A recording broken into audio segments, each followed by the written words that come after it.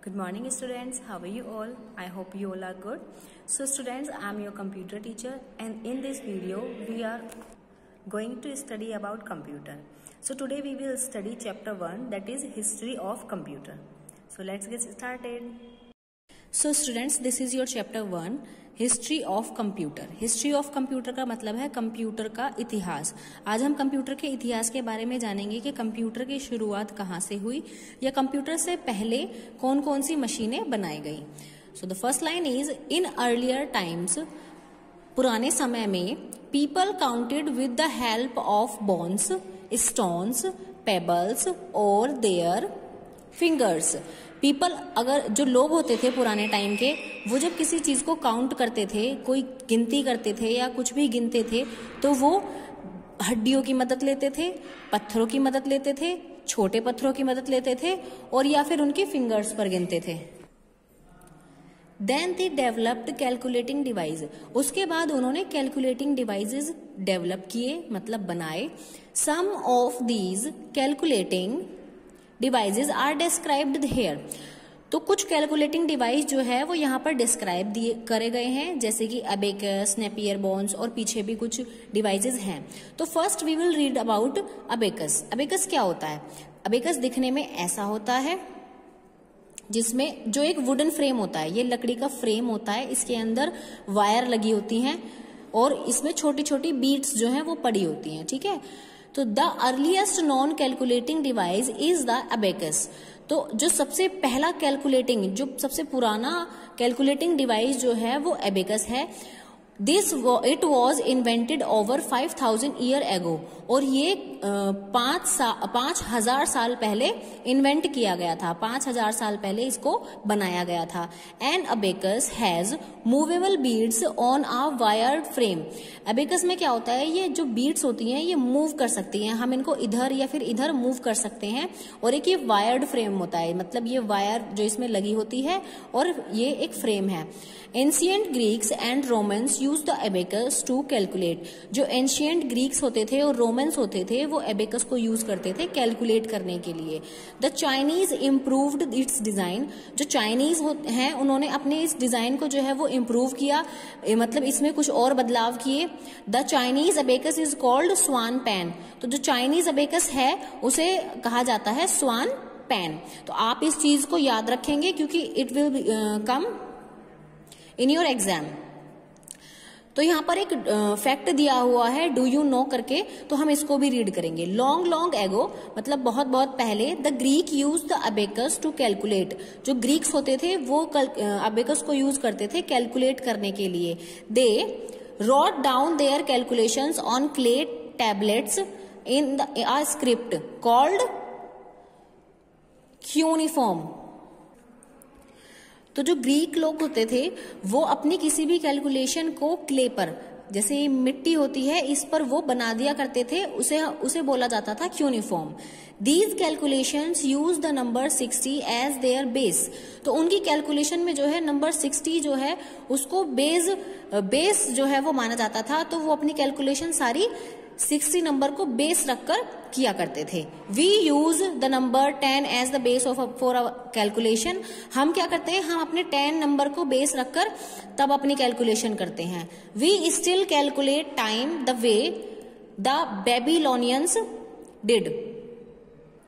और हम अपने टाइम को अभी तक भी ऐसे ही कैलकुलेट करते हैं जैसे बेबीलोनियंस किया करते थे.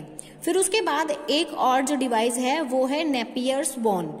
नेपियर्स बोन, जो ये नेपियर है ये जॉन नेपियर के नाम से नेपियर दिया गया है और बोन इसलिए कहा जाता है क्योंकि ये हड्डियों से बना है, तो इसी वजह से इसमें बोन्स भी जुड़ा हुआ है. इन 1617 में जॉन नेपियर नाम के एक मैथमेटिशियन हुआ करते थे फ्रॉम स्कॉटलैंड. वो कहाँ के रहने वाले थे? स्कॉटलैंड के रहने वाले थे. Developed a new device. उन्होंने एक न्यू डिवाइस डेवलप किया जिसका नाम क्या था? Napier's bones. It could multiply numbers using a set of rods. तो ये जो है नंबर की मल्टीप्लाई, मतलब रोड्स सेट करके एक नंबर की मल्टीप्लाई कर सकता था. These rods were made from bones. और ये जो रोड्स बनी थी, ये आप देख रहे हैं बेटा, ये रोड्स बनी हुई है और ये बनी हुई थी बोन्स से, हड्डियों से. तो तो ये बोन्स जो है वो हड्डियों से बनी हुई थी, सो दे वर कॉल्ड नेपियर्स बोन्स। तो इसलिए इसका नाम नेपियर्स बोन जो है वो रखा गया, क्योंकि जॉन नेपियर का इन्होंने सरनेम लिया, और बोन्स इसलिए लगाया क्योंकि ये हड्डियों से बना हुआ था पूरा। नेपियर बोन्स जो है वो कैलकुलेटिंग डिवाइस दिखने में ऐसा होता था और अबेकस ऐसा होता था। Now come on the next page, that is page number 6। इसमें आज हम पढ़ेंगे पास्कल्स मशीन के बारे में। पास्कल्स मशीन क्या है? इन 1642 में Blaise Pascal, a French mathematician, developed are calculating device. Blaise Pascal नाम के एक फ्रेंच मैथमेटिशियन हुआ करते थे, उन्होंने एक कैलकुलेटिंग डिवाइस डेवलप किया जिसका नाम था पास्कल्स मशीन।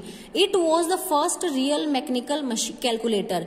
ये जो था एक फर्स्ट मैकेनिकल कैलकुलेटर था। मतलब मैकेनिकल का मतलब होता है मशीनी या फिर यांत्रिक कैलकुलेटर जो मशीन की तरह दिखता है। It was called Pascal's machine, तो इसीलिए इसका नाम पास्कल्स मशीन रखा गया, क्योंकि जिन्होंने इसे इन्वेंट किया था उनका नाम ब्लेसे पास्कल था, तो पास्कल वहां से लिया, और मशीन इसलिए लगाया क्योंकि ये पहला ऐसा मैकेनिकल कंप्यूटर था जो मशीन की तरह लगता था या फिर जो मशीन की तरह वर्क करता था।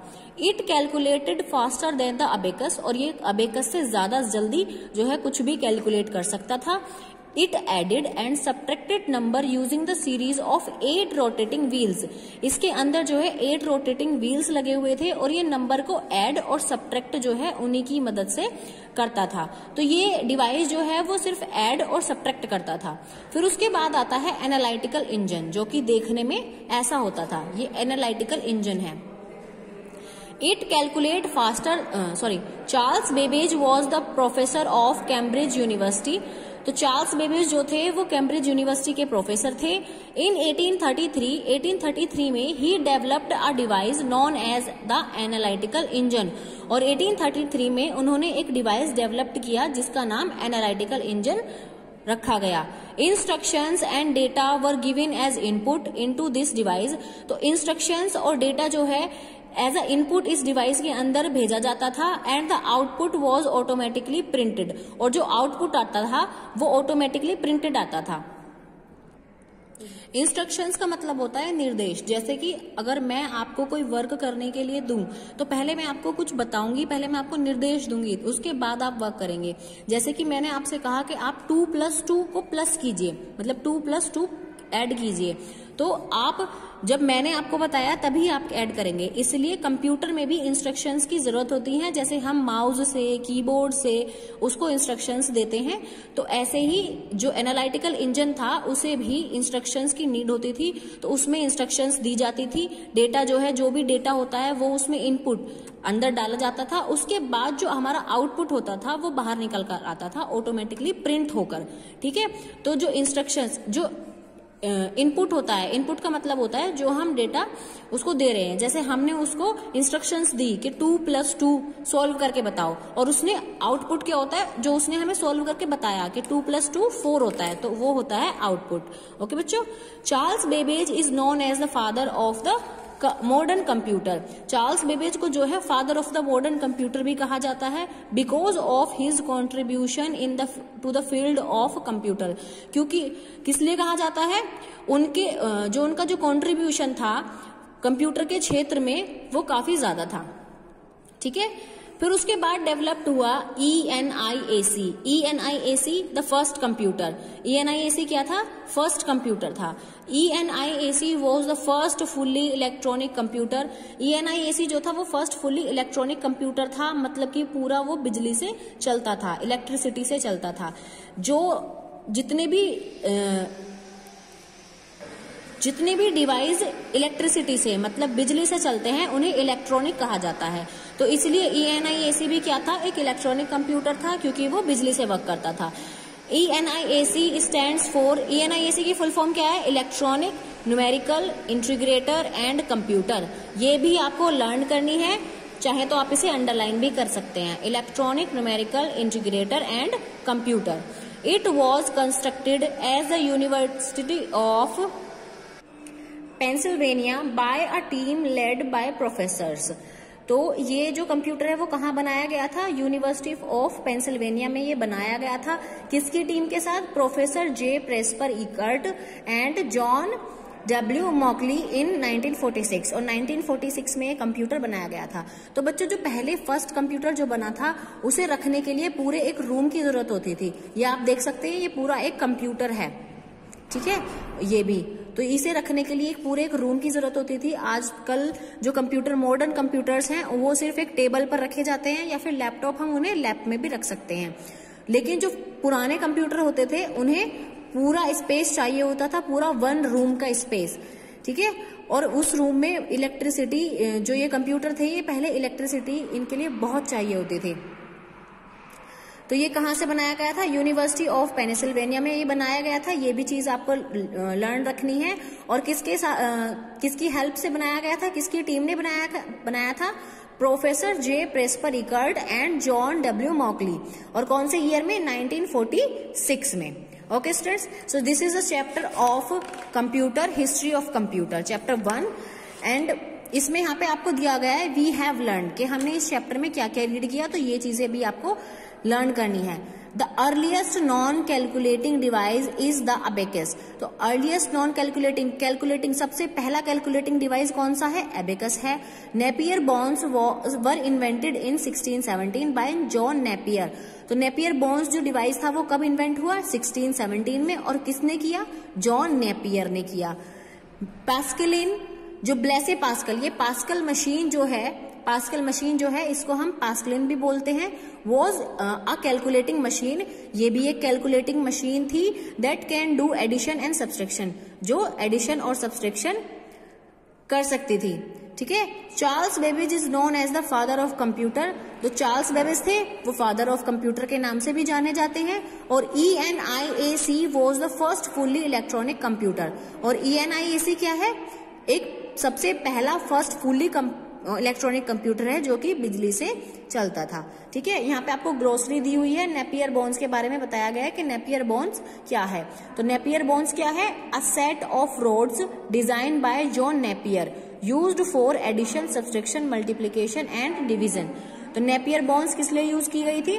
जो डिजाइन की गई थी जॉन नेपियर के द्वारा एडिशन, सब्सट्रैक्शन, मल्टीप्लिकेशन और डिवीजन करने के लिए। फिर पास्कलिन क्या था? A non automatic machine, non automatic machine थी, use for addition and subtraction, addition और सब्सट्रैक्शन के लिए यूज की गई थी। और मैकेनिकल मशीन क्या होती है? A machine that does not use electricity to run. Mechanical machine होती है जिन्हें इलेक्ट्रिसिटी की जरूरत नहीं पड़ती है। जैसे कि पास्कल मशीन थी, वो एक मैकेनिकल मशीन थी बट उसे इलेक्ट्रिसिटी की जरूरत नहीं पड़ती थी, ठीक है। तो अभी आपको ये चैप्टर रीड करना है, नेपियर बॉन्ड्स, पास्कलिन, और इसकी ग्लॉसरी लर्न करनी है। जो चीज मैंने आपको चैप्टर में बताई थी याद रखने के लिए, वो भी आपको लर्न रखनी है। Okay students, so this is your today's homework in computer. Thank you and have a nice day.